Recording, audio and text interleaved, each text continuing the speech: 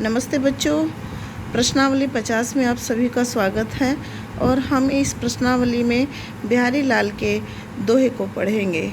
आपसे मैं ये कहना चाहती हूँ कि स्वास्थ्य कारणों के कारण मैं अपनी वीडियो को अपलोड नहीं कर पाई, लेकिन अब मैं ये प्रयास करूँगी कि अपनी सभी वीडियो को मैं कंटिन्यू रख सकूँ। आपसे उम्मीद करती हूँ कि आपने इन दिनों में अपनी स्टडी को कंटिन्यू रखा होगा।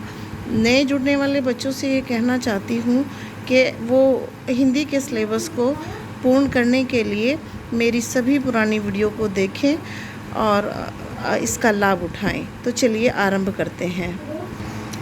प्रश्नावली 50 के अंतर्गत जिस दोहे को मैंने लिया है वह है, या अनुरागी चित्त की गति समझे नहीं कोई, जो जो बूढ़े श्याम रंग त्यों त्यों उज्ज्वल होए।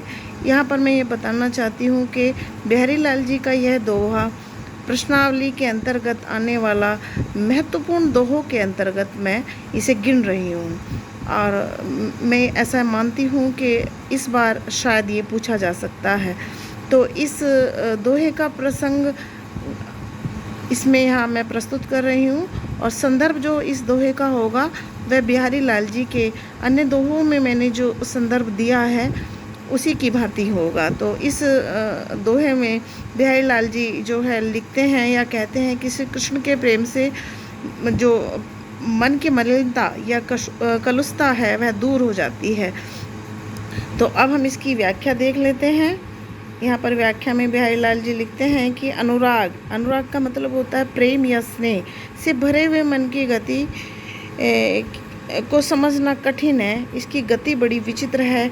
यह प्रेमी मन जितना श्याम वर्ण श्री कृष्ण में डूबा जाता है उतना ही पवित्र और उज्ज्वल अर्थात निष्कलुष हो जाता है। इस पद्यांश में जो महत्वपूर्ण शब्द आए हैं जिनका अर्थ बोर्ड परीक्षा में पूछा जा सकता है, उनमें अनुरागी, चित्त, बूढ़े, श्याम या उज्ज्वल शब्द हो सकते हैं। तो अनुरागी शब्द का जो अर्थ होता है वह है प्रेम युक्त होना, प्रेम में डूबा हुआ या प्रेमी मन। चित्त का अर्थ होता है मन, बूढ़े का अर्थ होता है डूबना, यहाँ पर श्याम का अर्थ होता है काला या श्री कृष्ण का एक नाम भी। और उज्ज्वल शब्द का अर्थ होता है दीप्तिमान, प्रकाशमान, चमकदार, उच्च स्तर का प्रकाश। काव्यगत सौंदर्य के अंतर्गत कृष्ण के इस पद्यांश में हम 2 पॉइंट्स को देख पाते हैं कि कृष्ण की भक्ति में डूबे मन के महत्व को बताने में कवि ने अद्भुत काव्य समायोजन किया है। कवि ने इस पद्यांश में या दोहे में स्पष्ट किया है कि सांवरे की भक्ति में जो जितना डूबता जाता है उसका मन उतना ही उज्ज्वल होता जाता है और वह उतना ही उभरता चला जाता है, क्योंकि उसके मन से जो है वो कलुषता या मलिनता दूर हो जाती है। यहाँ पर साहित्यिक सौंदर्य को हम इस दोहे की देख लेते हैं। तो साहित्यिक सौंदर्य के अंतर्गत भाषा, रस, अलंकार, गुण और छंद पूछे जाते हैं। तो भाषा के अंतर्गत परिनिष्ठित ब्रज भाषा का प्रयोग हुआ है। रस में शांत रस हमें इस दोहे में प्राप्त होता है, और अलंकार में हमें 3 अलंकारों का प्रयोग यहाँ पर दिखाई पड़ता है। उसमें श्लेष, विरोधाभास, पुनरुक्ति प्रकाश हमें यहाँ पर प्राप्त हुआ है। और गुण के अंतर्गत हम माधुर्य गुण को देख पा रहे हैं, और छंद में दोहा छंद यहाँ पर प्रयोग किया गया है। इस प्रकार हम देखते हैं कि हमारा यह पूरा का पूरा दोहा संदर्भ और प्रसंग सहित संपूर्ण हो जाता है।